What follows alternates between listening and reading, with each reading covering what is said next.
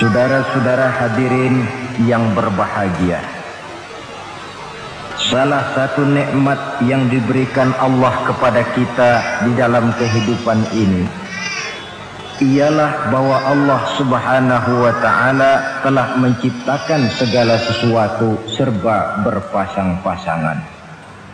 Dalam surah Yasin ayat 36 dijelaskan, Subhanallazi khalaqal azwaja kullaha mimma tumbitul ard wa min anfusihim wa mimma la ya'lamun. Maha suci Allah yang telah menciptakan segala sesuatu itu serba berpasang-pasangan, dari apa yang tumbuh di permukaan bumi, apa yang ada di dalam diri mereka sendiri, dan apa-apa yang mereka tidak mengetahuinya. Demikianlah kita lihat siang berhadapan dengan malam, benar berhadapan dengan salah, dan laki-laki berhadapan dengan perempuan. Setelah Allah menciptakan segala sesuatu itu serba berpasang-pasangan, maka Allah menetapkan aturan permainan yang mengatur seluruh kehidupan makhluk yang serba berpasang-pasangan itu. Kita tentu maklum, apapun saja yang kita lakukan dan kita perbuat tanpa ada aturan akan berakhir dengan kekacauan. Cobalah kita bikin satu sekolah, buka satu sekolah, tidak usah pakai aturan, tentu kacau. Bikin organisasi tanpa memakai aturan, tentu kacau. Demikian daripada kehidupan ini, kalau tanpa ada aturan, tentu kekacauan yang akan timbul. Allah pencipta manusia. Allah tahu benar kemampuan maksimal manusia. Oleh sebab itu, aturan permainan yang diturunkan Allah tentu sesuai benar untuk manusia. Satu contoh kecil, pabrik mobil di Jerman bikin mobil namanya Mercy. Seiring dengan itu dia keluarkan buku petunjuknya. Mobil ini namanya Mercy, kecepatan maksimal sekian ratus kilometer per jam, daya angkut maksimal sekian ratus kilogram. Kalau rusak memperbaikinya begini, onderdilnya pun ini. Karena pabriknya yang membuat mobil, lalu pabriknya pula yang mengeluarkan buku petunjuk, sudah tentu buku petunjuk itu sesuai benar dengan mobilnya. Dan tidak bisa kita punya mobil Mercy rusak lalu kita perbaiki dengan menggunakan buku petunjuk yang dikeluarkan oleh pabrik mobil Toyota misalnya. Jelas mobil bukan tambah baik, malah makin hancur tidak karu-karuan. Kalau manusia menginginkan satu hidup yang baik, tidak ada pilihan lain, dia harus memakai aturan yang diturunkan oleh yang bikin manusia. Dan aturan itu telah turun dalam bentuk agama Islam yang kita cintai ini. Manusia laki-laki dihiasi dengan perasaan senang cinta kepada perempuan. Itu biasa, normal, wajar. Tapi lalu Allah menurunkan aturan permainan yang kalau peraturan ini dilanggar akan membawa kerugian bagi manusia sendiri. Bahwa laki-laki senang sama perempuan itu normal. Agama membuat aturan silahkan senang, tetapi lewat satu pintu yang disebut nikah. Kalau peraturan ini diabaikan, yang rugi tentu manusia sendiri. Misalnya PLN keluarkan pengumuman, nanti malam mulai jam 6 sampai subuh listrik se-Jakarta mati total. Kita ingat, ini nanti malam saya giliran ronda. Pagi-pagi sudah kita siap beli batu baterai, masukkan ke dalam baterai. Dari sejak kita beli sampai sore itu baterai kita soroti terus. Tentu setelah sore soak batu baterai itu. Datang malam berangkat kita ronda, Kalau disoroti lagi kan baterainya sudah nggak terang lagi. Sudah sewak. Sebab apa? Belum waktunya sudah disoroti terus. Sekarang kalau ada orang belum masuk pintu pernikahan, nafsu seksualnya diobral terus. Itu kan sama juga belum datang malam, baterainya sudah disoroti terus. Nanti masuk pernikahan, soak. Berhadapan dengan istrinya, barangkali sudah nggak bisa apa-apa, cuma nyengir saja. Yang rugi manusia sendiri. Itulah sebabnya Allah lalu mengatur bahwa laki senang sama perempuan lewat satu pintu yang disebut dengan nikah. Maka pada pertemuan kali ini kita akan bicara tentang nikah dalam Islam. Saya bagi kepada 3 masalah pokok saja. Pertama, pengertian dan kedudukan nikah menurut Islam. Yang kedua, motivasi pernikahan. Karena apa orang itu seharusnya melakukan nikah. Dan yang ketiga, membina rumah tangga bahagia menurut contoh Rasulullah Sallallahu Alaihi Wasallam. Hadirin yang saya hormati, kita mulai dengan yang pertama, pengertian nikah. Dalam kehidupan sehari-hari ada 2 kata yang sering kita gunakan, kawin dan nikah.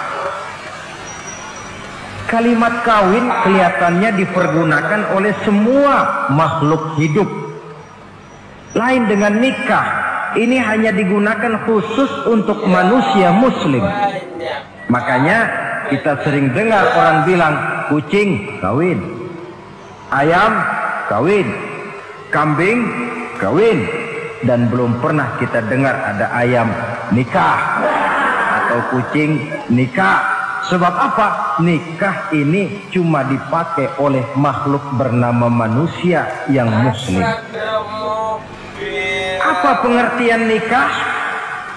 Seorang tokoh, Abi Yahya Zakaria Al-Ansari, di dalam kitab Fathul Wahhabnya menjelaskan, an-nikahu aqdun yatadammanu ibahatal wat'i bilafzi inkahin au nahwihi.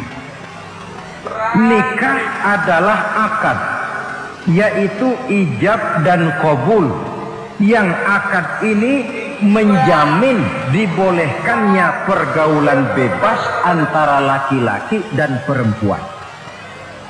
Jadi kalau sementara anak muda kita beranggapan bagaimana Islam ini kolot, masa laki-laki tidak boleh bergaul dengan perempuan, itu anggapan salah. Islam bukan saja tidak melarang, malah menganjurkan laki-laki bergaul dengan perempuan sebebas-bebasnya, sepanjang pergaulan itu bisa dipertanggungjawabkan baik menurut hukum negara, lebih-lebih menurut hukum agama. Coba orang kalau sudah akad, sudah ijab qabul, ada saksi, ada wali, selesai itu dia masuk ke dalam kamar berdua, bergaul di situ sebebas-bebasnya, itu saya kira 100% halal. Tidak perlu lagi orang curiga, tidak perlu lagi sembunyi-sembunyi. Kenapa? Ini bentuk pergaulan yang bisa dipertanggungjawabkan. Kalau tidak, dengan dalih new morality, kebudayaan modern, lalu melakukan yang disebut free love, free sex, samen liven, hidup bersama tanpa nikah alias kumpul kebo. Dan saya kira itu kebo cuma mewakili saja. Artinya begitulah kalau binatang itu kumpul. Sebab kumpul kucing pun saya kira begitu, kumpul ayam pun begitu. Kebo cuma mewakili binatang dalam kalimat itu. Tengoklah berapa banyak sudah bayi-bayi yang lahir ke dunia ini tanpa tahu kemana dia harus memanggil bapak. Berapa banyak gadis-gadis bergelimpangan jadi korban dari orang-orang yang tidak bertanggung jawab. Itu semua merupakan ironi. Maka menjauhkan manusia dari aturan agama pada hakikatnya sama dengan usaha membinatangkan manusia. Bahkan kalau manusia sudah jauh dari aturan agama, sanggup berbuat lebih buas daripada binatang. Kita tahu yang namanya bajing itu makanannya cuma kelapa, tapi bajingan itu bukan cuma kelapa, kabel telepon doyan kok bajingan itu. Jauh lebih buas daripada yang namanya binatang. Maka agama ini mengatur agar manusia sebagai makhluk yang mulia hidup secara mulia. Jangan manusia kita ini, binatang saja. Kalau saudara ada yang punya kucing di rumah, saudara taruh di depannya, saudara sendiri yang langsung kasih ikan di piring, kasih kucing. Aduh, dia akan makan dengan tenang, nikmat, lahap, tidak nengok kiri, tengok kanan. Kenapa? Dia yakin betul yang dia makan itu sudah resmi, sah. Sebab apa? Tuan rumah yang kasih. Tapi kalau si kucing ngambil sendiri di dapur, mencuri dia, setelah dapat dia bawa lari, makan pun tidak tenang. Kenapa? Mesti nengok kiri, nengok kanan. Rupanya instingnya pun bekerja. Ini bukan hak saya mencuri. Saudara-saudara, tengok orang yang sudah terlibat dalam pergaulan suami istri yang sah. Itu kan nggak perlu tengok kanan, tengok kiri, nggak perlu takut-takut. Kenapa? Sudah sah. Tapi kalau yang bukan istrinya, wah itu sudah seperti kucing nyolong ikan, tengok kiri, tengok kanan, tidak pernah mengalami ketenangan. Itu selintas pengertian nikah. Lalu bagaimana kedudukan nikah menurut Islam? Ternyata nikah dalam pandangan Islam tidak cuma sekedar untuk memenuhi kebutuhan biologis manusia, tidak cuma sekedar untuk memperkembangbiakkan keturunan, tidak cuma sekedar untuk mendapat ketenangan hidup. Lebih tinggi daripada sekedar itu, nikah dalam pandangan Islam ibadah. Jadi kalau kita ditanya, Pak, ibadah apa yang paling enak dalam Islam? Jawabannya jelas, nikah. Begitu enaknya ibadah yang namanya nikah ini, sampai yang sudah pernah pun pengen ulangan. Namanya ibadah. Tetapi tentu ada konsekuensi. Oleh karena nikah ibadah, dan semua ibadah dalam Islam tidak boleh dikerjakan setengah hati atau main-main. Sholat ibadah, tidak boleh main-main atau setengah hati atau coba-coba. Puasa ibadah, tidak boleh main-main, setengah hati atau coba-coba. Dan oleh karena nikah pun ibadah, punya nilai sakral, juga tidak boleh main-main, setengah hati atau coba-coba. Dus nikah eksperimen tidak dikenal dalam Islam. Mas, saya dengar sampean sudah nikah ya? Iya mas, saya cuma nyoba saja kok ini kok. Kalau enak terus, enggak ya bubar. Ini tidak ada nikah eksperimen, sebab dia punya nilai sakral yang bermotifkan ibadah. Itu pengertian dan kedudukan nikah. Lalu apa motivasi suatu pernikahan? Karena apa seharusnya orang nikah itu? Apa landasannya? Saudara, hadis yang diriwayatkan oleh Imam Bukhari, Muslim, Abu Dawud dan Ibnu Majah dari Abi Hurairah menjelaskan, Nabi bersabda, tunkahul mar'atu li arba'in. Nikahilah perempuan karena 4 perkara. Kalau dia perempuan, tentu nikahilah laki-laki karena 4 perkara. Memilih jodoh, nah inilah lengkapnya konsepsi Islam. Memilih jodoh saja Islam itu memberikan petunjuk kok. Karena apa orang memilih jodoh itu? Kata Rasul yang karena 4 faktor. Pertama, lima liha, karena dia orang kaya, cari yang kaya. Yang kedua, lihasabiha, karena dia keturunan orang baik-baik, cari keturunan orang baik-baik. Yang ketiga, lijamaliha, karena dia cantik, cari yang cantik. Dan yang keempat, lidiniha, karena dia orang taat beragama, cari orang yang taat beragama. Kalau berkumpul keempat-empatnya, rasanya surga dunia sudah.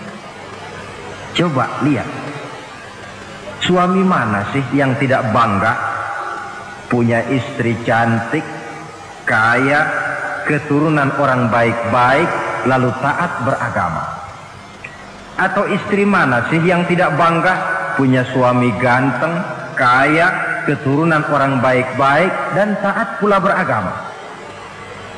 Tapi kan terus terang, yang kumpul keempat-empatnya kan boleh dibilang jenis makhluk langka ini. Sulit. Kadang-kadang cantik, kaya, akhlaknya kayak setan. Ada saja kurangnya. Oleh karena ada saja kurangnya, lalu Nabi memberikan stressing, penekanan. Fazfar bizatiddin taribat iyadah. Pilih orang yang taat melaksanakan agama, niscaya hidupmu akan berkah. Jadi motivasi suatu pernikahan hendaknya agama. Apa rahasianya? Mari kita lihat. Kalau orang memilih pasangan karena rupa yang cantik semata-mata, silakan, tapi jangan jadi motivasi utama. Kalau rupa yang cantik jadi alasan utama, saya yakin rumah tangga tidak akan tahan lama. Sebab apa? Pertama, yang namanya cantik itu relatif. Artinya bergantung siapa yang memandang. Yang menurut saudara cantik, menurut saya belum tentu cantik. Yang kata saya cantik, menurut saudara barangkali itu yang jelek. Relatif. Saya kalau ditanya orang, Ustadz, siapa perempuan paling cantik di dunia ini? Tentu saja saya jawab istri saya. Apa saudara lalu protes? Salah Ustadz, yang cantik istri saya bukan istri Ustadz. Saya bilang masa bodoh, saya nggak ngurusi istri sampean. Cantik itu relatif. Sehingga di kalangan para ahli cinta, ahli cinta, sampai sekarang masih jadi perdebatan. Sebenarnya cantik yang bikin orang jatuh cinta, apa cinta yang membuat orang jadi kelihatan cantik? Dua-duanya bisa terjadi. Mungkin karena cantik orang jatuh cinta, dan bisa juga karena sudah kadung cinta orang kelihatannya jadi cantik. Tapi yang jelas cantik relatif. Yang relatif tidak bisa dijadikan sandaran utama. Yang kedua, yang namanya cantik itu temporer, artinya berubah oleh pergeseran masa dan pertukaran waktu. Sekarang dia cantik, of course, sedang sweet 17-an, sedang honeymoon, sedang bulan madu, sedang pengantin baru, tentu saja cantik. Punya dia anak satu, kecantikan mulai menurun. Punya dia anak dua, kulit mulai keriput. Punya dia anak tiga, apalagi tak pandai bersolek, udahlah onderdir mulai pada copot. Kalau rumah tangga didasarkan kepada rupa yang cantik saja, selesailah rumah tangga sampai di situ. Yang ketiga, di atas langit rupanya masih ada langit lagi. Di atas yang kita anggap cantik, rupanya masih ada yang lebih cantik. Kalau cantik yang kita kejar, kita akan menjadi petualang yang pindah dari perempuan satu ke perempuan yang lain. Cinta bajak laut namanya. Di mana kapal berlabuh, di sana cinta mendarat. Saudara hadirin yang saya hormati, padahal sate dengan singkong itu kan bedanya cuma di tenggorokan. Kalau sudah masuk ke dalam perut, kenyangnya barangkali sama. Malah barangkali besok pagi kalau keluar lebih tidak enak baunya sate itu daripada singkong. Makanya orang kalau sudah nikah oleh Nabi dipesan, apabila kamu di jalan melihat perempuan yang membuat kamu kagum, cepat-cepatlah pulang ke rumah. Sebab apa? Sebab yang perempuan cantik di jalan kau lihat itu punya, istrimu juga di rumah punya. Gak percaya cobalah pulang, akurin, sama itu. Silahkan cari yang cantik, tapi jangan dijadikan motivasi utama. Yang kedua, kalau perkawinan, pernikahan cuma karena harta, silahkan cari yang kaya. Tapi kan harta itu, kata Imamul Ghazali, al-mal zillun zail. Harta bagaikan bayangan. Sore di sebelah barat, tengah hari di tengah, sore pindah ke sebelah timur. Hari ini dia kaya, besok dia bangkrut. Roda itu berputar. Kalau harta dijadikan pilihan utama, boleh jadi dalam hidup berumah tangga ada pepatah, ada uang abang disayang, tidak ada uang abang melayang. Artinya pun rumah tangga tidak akan tahan lama. Yang ketiga, kalau karena keturunan, persilahkan cari keturunan yang baik-baik. Namun toh pada akhirnya orang diajarkan bahwa kita ini mau besar atau tidak bukan dengan jalan menyempeng kepada kebesaran orang lain, tetapi ditentukan oleh kepribadian kita sendiri. Sekarang kalau karena agama, Nabi berikan penekanan fazfar bizatid din taribat yadak. Pilih orang yang taat beragama, niscaya hidupmu akan beruntung. Apa rahasianya? Tidak lain rumah tangga Rasulullah Sallallahu Alaihi Wasallam. Yang ini artinya kita sudah masuk kepada bagian ketiga, bagaimana membina rumah tangga bahagia menurut contoh baginda Nabi. Saudara, bagaimana sih rumah tangga Rasul itu? Kelihatan dari dua ucapannya, pendek, singkat, tapi punya pengertian filosofis yang mendalam. Dua kalimat saja beliau bilang tentang rumah tangganya, yaitu baiti jannati, rumah tanggaku laksana surga bagiku. Bayangkan, kalau seorang suami sudah mampu berkata macam begitu, bahagia hidupnya. Ini barangkali tantangan buat kita semua. Mampukah kita di rumah tangga berkata semacam perkataan beliau tadi? Baiti jannati, rumah tanggaku laksana surga bagi. Padahal dari sejarah kita baca, Rasul itu rumahnya kecil. Tidurnya di atas pelepah daun korma, sampai berbekas di pipinya. Sarapan paginya seteguk zam-zam, sepotong roti, kadang-kadang 3 butir korma. Tempat tidurnya bukan alga spring bed atau Dunlop pillow macam kita punya. Di rumahnya tidak ada mebel spaghetti model yang lagi ngetop-ngetopnya. Entah di tengah rumah macam itu, beliau sanggup berkata, baiti jannati. Kenapa kita yang hidup di zaman di mana fasilitas mestinya lebih menunjang, kok malah banyak yang berkata sebaliknya? Baiti nari, rumah tanggaku laksana neraka bagiku. Padahal dilihat dari segi materi, rumahnya bertingkat, mobilnya serba berkilat, uangnya banyak berlipat-lipat, istri pun cantik memikat. Kadangkala boleh jadi jumlahnya 4, tapi tiap hari kiamat. Kenapa ini? Marilah kita lihat. Ternyata rumah tangga Rasul itu motivasinya tidak lain agama. Agama menuntun suami dan istri masing-masing untuk tahu kewajiban dan tahu haknya. Kalau kewajiban sudah dilaksanakan, lalu hak diberikan, akan timbul pengertian, understanding.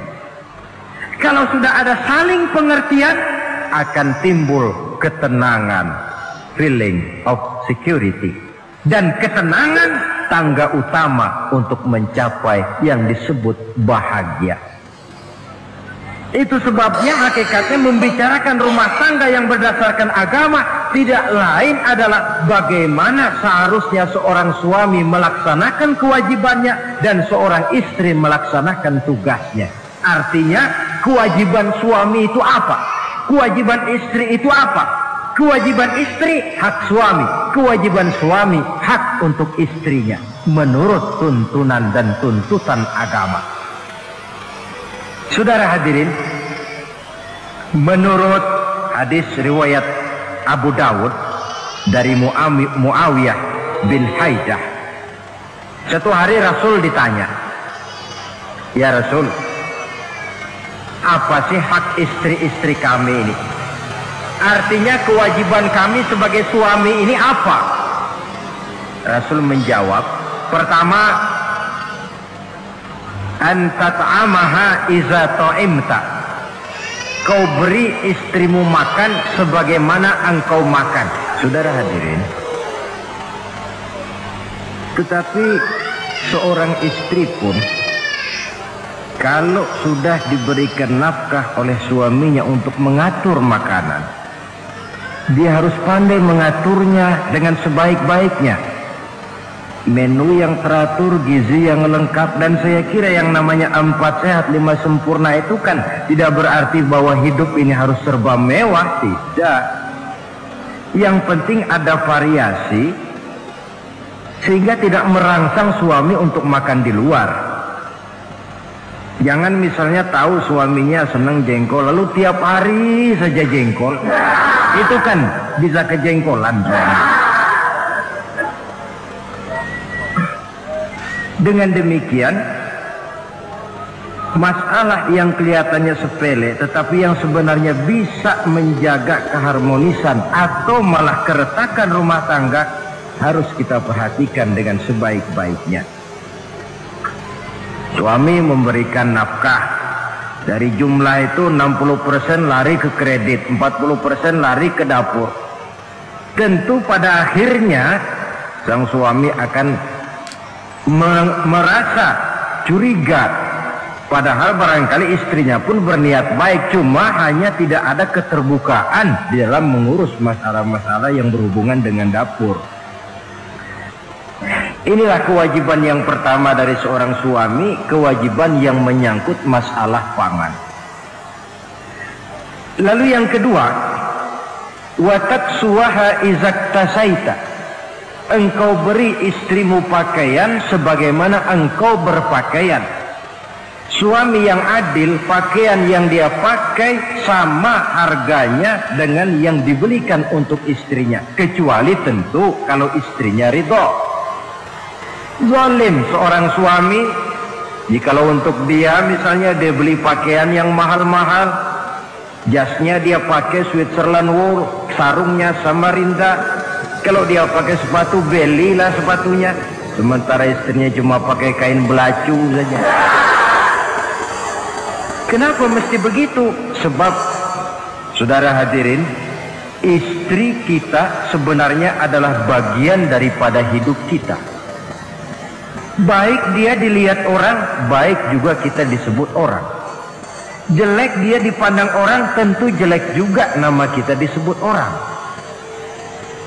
Apalagi hidup bermasyarakat, kadang-kadang mulut usil itu kan sudah banyak macam ragamnya. Itu siapa sih perempuan yang jalan? Kenapa? Itu pakaian yang tidak dipakai sih tidak mahal, cuma pakaiannya serasi, pantas, enak dilihat.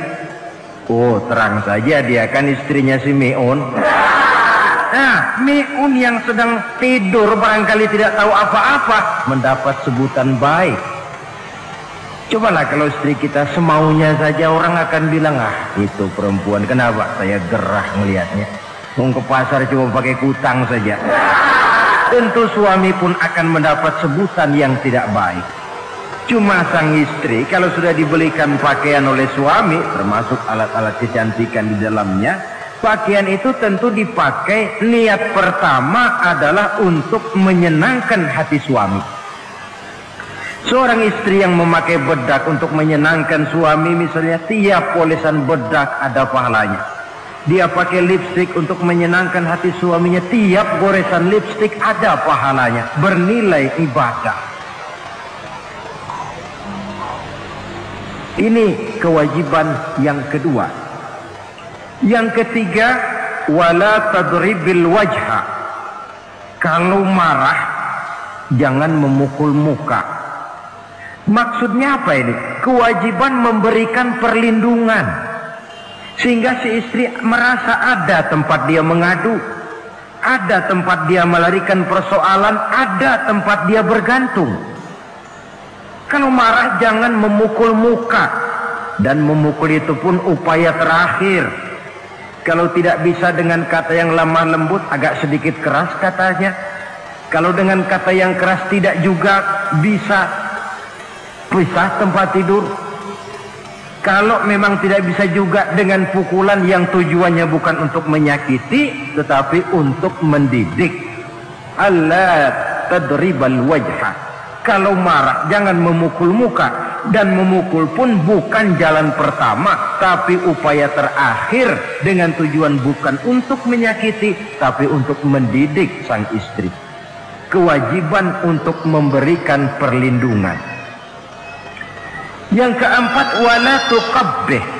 Jangan memburuk-burukan istrinya. Kewajiban menjaga nama baik. Sebab apa? Dalam satu bahasa yang indah, Al-Quran menjelaskan bahwa suami istri itu laksana pakaian. Hunna libasul lakum wa antum libasun lahunna. Istri pakaian untuk suami, suami pakaian untuk istri.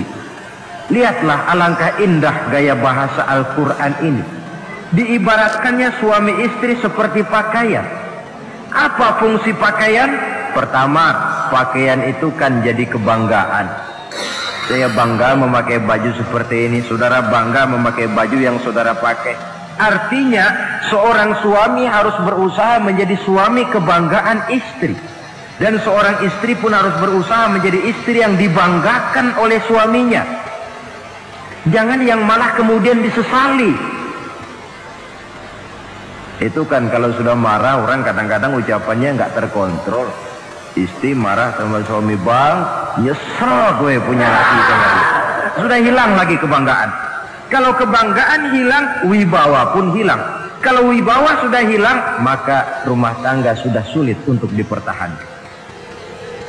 Yang kedua, yang namanya pakaian itu kan menutup aurat. Itu tujuan pakaian yang terpenting. Artinya di sini, kalau seorang istri mempunyai kekurangan, suamilah yang menutupi. Kalau seorang suami mempunyai kekurangan, istri juga harus berusaha menutupi. Jangan kekurangan suami diceritakan di pasar umum, atau kekurangan istri dibuka di mana-mana. Itu namanya suami istri tidak berfungsi sebagai pakaian, malah justru saling membuka aurat masing-masing. Iyalah kadang-kadang penyakit ini. Kadang-kadang yang namanya perempuan dari rumah itu berangkat ngaji katanya. Sampai di pengajian apa? Suaminya diakur-akurin. Bayu bagaimana suami? Wah, suami saya payah. Dipayahkannya suaminya di mana-mana. Atau aib dan kekurangan istri diceritakan di mana-mana. Orang bertanya, gimana mas istrinya? Wah, nggak maju. Loh, kenapa istrimu kan cantik? Iya, soal cantik sih iya, tapi tidurnya kok ngiler ini. Ini kan nggak perlu yang macam begini ini. Tidak bisa menjaga apa yang disebut security informasi. Fungsi pakaian sebagai suami istri tidak berjalan di dalamnya. Saling menjaga kehormatan diri.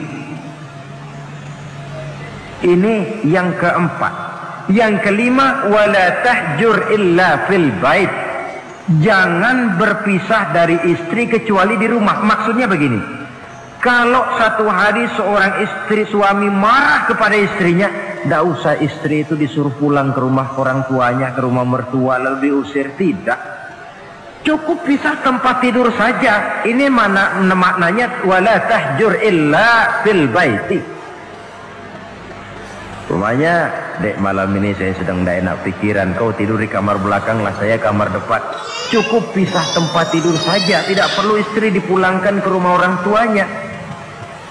Nanti umpamanya tengah malam turun hujan, udara dingin, pikiran berubah, berasa perlu, kan tinggal manggil. Tidak jauh secara psikologis ajaran semacam ini bisa kita terima. Saudara hadirin yang saya hormati, ini pada prinsipnya kewajiban seorang suami. Kewajiban yang menyangkut masalah pangan, sandang, perlindungan, memelihara kehormatan, dan menjaga ketenangan di rumah tangga dengan menyelesaikan persoalan di rumah tangga itu secara intern. Jangan belum apa-apa sudah mertua diundang, orang tua dibon. Persoalan belum tentu selesai, tapi masalah sudah meluas. Cobalah kita selesaikan intern dulu. Kalau kemudian ternyata dianggap perlu mengundang orang tua, mertua, keluarga, baru kita upayakan ke arah itu. Ini kewajiban suami dan ini merupakan hak istri. Lalu bagaimana kewajiban istri sekarang ini? Istri kewajibannya merupakan hak untuk suami. Saudara, dari hadis yang diriwayatkan Imam Ibnu Majah dari Ali bin Yazid dari Abi Umamah, Nabi bersabda, "Mastafadal mu'minu ba'da taqwallahi azza wa jalla khairan lahu min zaujatin salihah." Bagi seorang mukmin, sesudah dia mempunyai sifat takwa kepada Allah, tidak ada yang lebih membawa manfaat selain daripada istri yang solehah. Istri solehah itu yang bagaimana? Yang hidup mampu melaksanakan kewajibannya. Apa kewajibannya? Kata Nabi, pertama, in amaroha atau athu. Kalau diperintah, dia taat. Kewajiban istri yang pertama, taat kepada suaminya. Begitu besar kewajiban taat kepada suami, sampai-sampai Nabi pernah menyatakan, "Lau kuntu amiran ahadan ayyasjuda li ahadin la amartul mar'ata an tasjuda li zawjiha." Kalau saja boleh, kata Nabi, aku memerintahkan manusia sujud kepada sesama manusia, tentu aku perintahkan istri untuk sujud kepada suaminya. Untung saja sujud kepada manusia tidak boleh. Kalau boleh, istri itu disuruh sujud kepada suami. Tentu karena besar hak suami atas dirinya. Yang kedua, ibadah sunnah tidak mendapat izin suami juga bukan saja tidak berpahala, malah berdosa. Umpamanya pengantin baru, si istri kebetulan santri, malam minggu pesta, besoknya hari Senin, si istri sudah kadang biasa hidup sebagai santri, hari Senin puasa sunnah. Dia bilang sama suaminya, "Bang, besok saya mau puasa sunnah nih, hari Senin." Kata suaminya, "Kalau kau puasa juga kau kejam. Lalu kau puasa, aku disuruh ngapain?" Tidak diizinkan oleh suami, dia puasa juga. Bukan saja tidak mendapat pahala, malah berdosa. Sampai amalan yang sunnah pun tidak diizinkan oleh suami, berdosa. Apalagi amalan yang mubah, apalagi amalan yang tidak ada dasar hukumnya, perintahnya. Sepanjang perintah suami tidak untuk maksiat kepada Allah, istri wajib untuk taat. Dalam hadis lain kita temukan Nabi bersabda, "Idza da'a ar-rajulu imra'atahu ila firashihi." Kalau seorang suami memanggil istrinya ke tempat tidur. Ini bahasa kinayah. Manggil ke tempat tidur kan tentu nggak perlu penjelasan. Masa mau nyambal di tempat tidur kan enggak. Fa'abat, si istri tidak mau. Lantaran istri tidak mau, suami jengkel. Fabata ghadbana alaiha. Sampai dalam jengkelnya tidur. la'anat hal malaikatu hatta tusbiha. Istri macam itu dilaknat, dikutuk oleh malaikat sampai datang waktu pagi. Kewajiban untuk taat. Namun sebaliknya, seorang suami pun jangan mentang-mentang istri wajib taat lalu overacting. Segalanya main tunjuk, segalanya main komando, segalanya main perintah. Sebab contoh yang diberikan oleh Rasul tidak begitu. Rasul kita baca dalam sejarah menjahit bajunya sendiri, memperbaiki kasutnya sendiri. Artinya yang bisa ya dikerjakan tanpa harus menggantungkan semuanya kepada sang istri. Kewajiban untuk taat. Nah, penutup tentang taat ini ada sebuah hadis pula di mana baginda Nabi bersabda, ayyumam ra'atin matat wa zawjuha anha radin dakhalatil jannah. Kalau seorang perempuan meninggal dunia, suaminya ridho kepadanya, maka perempuan itu akan masuk surga. Artinya, kalau seorang istri meninggal, ya dia tukang ngaji, ya tukang sholat, ya suka puasa, ya gemar sedekah, tapi meninggal suaminya tidak ridho, pintu surga belum dibukakan sampai suaminya ridho kepadanya. Ini menggambarkan tentang besarnya kewajiban taat seorang istri kepada suaminya. Ini kewajiban pertama. Lalu kewajiban yang kedua, kata Nabi, wa in nazara ilaiha sarrathu. Kalau dipandang oleh suaminya, dia pandai menggembirakan, menyenangkan hati suaminya. Menjadi istri yang pandai menyenangkan hati suami. Siapa contohnya? Kita lihat misalnya istri Nabi, diantaranya Sayyidatuna Khadijah radhiyallahu anha. Ketika Nabi pertama kali menerima wahyu berhadapan dengan malaikat Jibril, beliau kembali ke rumah dengan tubuh gemetar. Setibanya di rumah beliau berkata, "Zammiluni ya Khadijah." Khadijah, selimuti saya. Kenapa bang? Barusan datang malaikat Jibril, dia katakan begini-begini, saya khawatir Khadijah. Khadijah tahu suaminya sedang gelisah. Sebagai istri yang bijak beliau tampil, apa katanya? Kalla ma yukhzikallahu abada. Tidak apa-apa bang, jangan khawatir, Allah tidak akan menyusahkan abang buat selamanya. Ini istri yang pandai menyenangkan hati suami. Suami pulang dagang dari pasar, rugi. Istri tampil, itulah bang romantikanya dagang. Masa selamanya saja untung sekali-sekali lah, rugi. Si suami kan tidak terlalu pusing kepalanya. Jangan sudah di pasar rugi, sampai rumah istri pidato, peletar-peletor macam petasan. Dasar suami goblok, dagang saja rugi.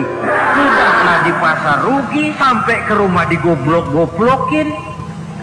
Itu nanti suami kan bisa kena penyakit yang disebut broken home. Penyakit nggak betah di rumah. Seorang istri kalau suami sudah kena penyakit tidak betah di rumah, itu mesti siap-siap mental untuk dimadu. Nah, jadi kalau tidak dimadu bagaimana? Berusaha bikin betah suami di rumah. Suami pulang kantor jam 2, setengah 2 dandan, kalau perlu setel habis. Kalau perlu kelihatan suami akan datang, bukakan pintu, sambut dengan senyum. Apalagi kalau senyumnya Pepsodent. Saya kira suami bagaimanapun lelahnya, peras keringat, banting tulang, pulang mencari nafkah, kalau kembali di rumah disambut dengan senyum, hilang capeknya. Tapi bayangkan, sudahlah di kantor capek, peras keringat, banting tulang, sampai pula di rumah yang nyambut cuka sama kukusan. Udah asem, monyong. Suami mana yang kerasan tinggal di rumah? Menjadi istri yang pandai menggembirakan, menyenangkan hati suaminya. Bahkan diizinkan bohong untuk menyenangkan hati suami. Umpamanya, suami kebetulan habis obyeknya gol, Karena ingin menyenangkan istri, mampir di pasar beli kain batik. Si suami tidak tahu bagaimana kain batik yang bagus, beli saja sembarangan. Sudah kainnya kasar, warnanya norak, harganya yang mestinya murah jadi mahal, dibawa pakaian itu pula. Istri lihat dan tahu kalau ini batik jelek, norak, kasar, harganya pun murah. Tapi dia ingin menyenangkan hati suaminya. Suaminya tanya, bagaimana dek kain batik ini? Waduh bang, bagus betul kain ini. Pinter bener abang milih warna ini. Emang yang kayak begini ini bang, coba lihat tetangga kita mana ada yang pakai kain kayak begini. Ya memang gak ada, jelek. Suami senang tentu. Lalu kain itu oleh istrinya, ngaji dipakai, keundangan dipakai, tidur dipakai, masak dipakai, nyuci pun dipakai. Suami makin bangga, wah kain yang saya beliin dipakai terus ini. Lain pula istrinya, dalam hati dia berpikir, biarin deh gue pakai terus biar cepet hancur, nggak ada urusan. Coba kalau waktu itu si istri jujur, dasar laki goblok, beli kain kayak begini, sono pulangin. Nah, mungkin suami yang sudah payah-payah mau menyenangkan hati istrinya malah berbalik pikirannya. Saudara hadirin, ini kelihatannya penting untuk menjaga suasana keharmonisan di dalam kehidupan berumah tangga. Begitu pula pengertian seorang suami. Rasul pernah pulang dari masjid agak larut malam, rupanya banyak orang bertanya. Ketuk pintu, assalamualaikum, sampai 3 kali tidak dibukakan pintu. Rupanya Aisyah lelap benar tidurnya. Rasul sadar beliau pulang kemalaman dan tahu istrinya capek bekerja di waktu siang. Asyraful anbiya wal mursalin ini menghormati istrinya. Salam 3 kali tak dibukakan pintu, bukan marah, malah gelar sorban di depan pintu. Di situ beliau tidur. Tengah malam Aisyah mau sholat, buka pintu, terkejut lihat suaminya tidur di depan pintu. Dibangunkan. Begitu dibangunkan, Rasul lebih dahulu berkata, Aisyah, maafkan saya pulang terlambat memang sebab banyak yang bertanya di masjid. Sudahlah tidur di depan pintu, begitu dibukakan beliau dulu yang minta maaf. Sulit jadi suami semacam ini. Yang enak kalau sudah nggak dibukain pintu, istri kepulesan, lalu sekali buka pintu kan yang enak kita tunjuk jidatnya, lo tidur kayak tembok ya. Saudara hadirin, menjadi istri yang pandai menyenangkan hati suaminya, sebab tidak ada seorang suami bisa sukses baik di medan tugas, di masyarakat, di kantor, di toko, di tempat manapun kalau tidak ditunjang oleh peran serta dari para istrinya. Karena itulah perempuan walaupun peranannya tidak begitu kelihatan, sebenarnya sangat menentukan. Seorang suami yang jujur, polos, lugu, sederhana, sanggup menjadi koruptor ulung karena didorong-dorong oleh istrinya. Merangsang ketamakan suami. Istri dibakar oleh tetangganya. Bang, kenapa? Kau kan di kantor kepala bagian. Lalu, tangga kita pegawai kecil saja bang, tapi coba lihat istrinya kalau pakai gelang kayak pelek beca bang. Kau kepala bagian gak bisa beliin saya macam gitu, kepala bagian goblok. Lalu bagaimana bu, gaji saya kan sudah jelas segitu. Iya, kamu kan kepala bagian. Apaan kayak di kantor sabet. Kalau sudah main sabut-sabutan begini, sudah merangsang suami untuk berbuat yang tidak baik. Kecil, tidak begitu kelihatan, tapi sangat menentukan. Istri yang soleh, yang bisa melaksanakan kewajibannya, yaitu pandai menyenangkan hati suaminya. Ini kewajiban istri yang kedua. Yang ketiga, wa in aqsama alaihi abarrathu. Kalau suami memberikan sesuatu, dia pandai berbakti, menjadi istri yang pandai bersyukur kepada suami. Kita ingat ketika pulang Mi'raj kan Rasul bercerita, saya dalam perjalanan itu diperlihatkan neraka, kata Rasul. Saya lihat kok isinya kok lebih banyak perempuan daripada laki-laki. Nah, sahabat heran, ya Rasul, Lebih banyak perempuan? Iya.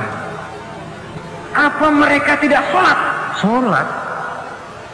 Apa mereka tidak pernah hadir di majelis taklim? Oh, rajinan dia sama suaminya.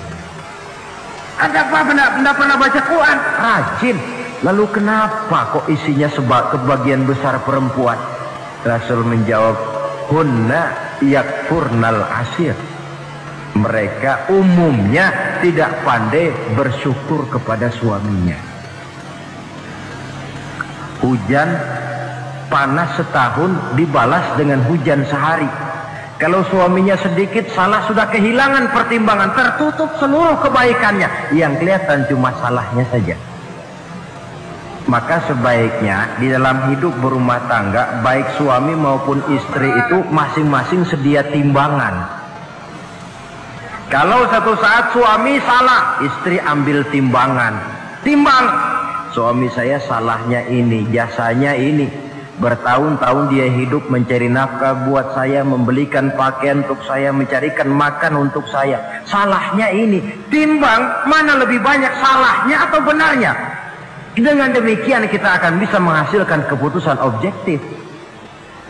Giliran istri yang salah, suami yang ambil timbangan, ukur mana lebih banyak baiknya atau salahnya. Kalau tiap kita masing-masing punya timbangan, insya Allah nilai-nilai objektif dari suatu pertimbangan akan bisa kita temukan dalam mengambil keputusan. Istri yang pandai berbakti membalas budi daripada suaminya. Kewajiban yang keempat dari seorang istri, wa in ghaba anhu nasahathu fi nafsiha wa malihi. Kalau suami tidak ada di rumah, dia pandai menjaga kehormatan dirinya dan pandai menjaga harta suaminya. Tidak mencari kesempatan dalam kesempitan. Suami lembur, istri ngompreng. Dan pandai menjaga harta suaminya. Nah, coba lihat. Kalau seorang suami ada uang di kantongnya 100 rupiah. Ada tukang minta pengemis, istri ambilkan saja tanpa izin suaminya uang di kantong suami 100. Dia sedekahkan. Lihat ya, tentu baik. Si istri dapat dosa, si suami dapat pahala. Perbuatan sedekahnya itu betul, tapi mengambil uang tanpa izin suami itu yang salah. Dan ternyata salah itu lebih besar daripada pahala yang dia lakukan lantaran bersedekah itu. Kalau ini terwujud, maka suasana saling mempercayai akan tumbuh. Kalau sudah saling mempercayai, rasanya akan terwujud kedamaian dan ketenangan. Suami meninggalkan rumah dengan perasaan tenang, istri pun melepas suami dengan perasaan damai, tanpa was-was, tanpa curiga, dan sebagainya. Dan ini modal yang paling utama mewujudkan saling kepercayaan dalam membina hidup bahagia. Saudara, jadi dengan demikian, kewajiban suami dan kewajiban istri yang merupakan bagian tidak terpisahkan dari bagaimana membina rumah tangga berdasarkan tuntunan agama, merupakan hal yang dicontohkan oleh Nabi kita Muhammad sallallahu alaihi wasallam. Dengan satu kesimpulan, rumah tangga Nabi bahagia karena rumah tangga itu disinari oleh ajaran-ajaran agama. Sehingga timbul saling pengertian membawa kepada ketenangan, dan ketenangan sesungguhnya tangga utama mencapai rumah tangga bahagia. Tanpa materi orang memang sulit untuk bahagia. Tapi materi semata-mata bukan merupakan jaminan bahwa orang akan hidup bahagia. Banyak isak tangis berbunyi di rumah-rumah mewah, dan banyak sendak gurau, tawa dan canda, tawa lerai di rumah-rumah sederhana. Artinya suka dan duka, sedih dan gembira, susah dan bahagia bisa ada di gubuk reot dan bisa juga ada di rumah mewah. Ternyata bukan harta semata-mata yang menopang dan menjamin hidup itu akan bahagia, tapi satu rumah tangga yang dipancari oleh sinar agama di bawah naungan ridho dari Allah Subhanahu wa taala. Si istri taat melaksanakan ajaran agama, suami taat, lalu anak-anak pun hidup dalam suasana yang religius. Dari sana tumbuh pancaran sinar keagamaan. Irama agama mengalun dalam kehidupan rumah tangga kita. Berfungsilah dengan demikian rumah tangga sebagai tempat di mana kita mengamalkan ajaran agama kita. Alangkah nikmat rumah tangga. Istri ahli ibadah, suami pun ahli ibadah, anak-anak pun terbiasa oleh lingkungan untuk hidup melaksanakan suatu ibadah. Dan keberhasilan di rumah tangga awal untuk menuju keberhasilan di masyarakat, di tempat tugas, dan di tempat-tempat lainnya. Sebaliknya, kehancuran rumah tangga akan selalu menjadi awal kehancuran karir di masyarakat, di tempat kerja, dan di tempat-tempat lainnya. Oleh karena itu, berangkat dari hal semacam inilah, maka kita berkeyakinan rumah tangga yang bahagia ialah rumah tangga yang didasarkan kepada ajaran agama. Sehingga tercapailah kebahagiaan hidup di dunia yang langsung menopang kepada kebahagiaan hidup di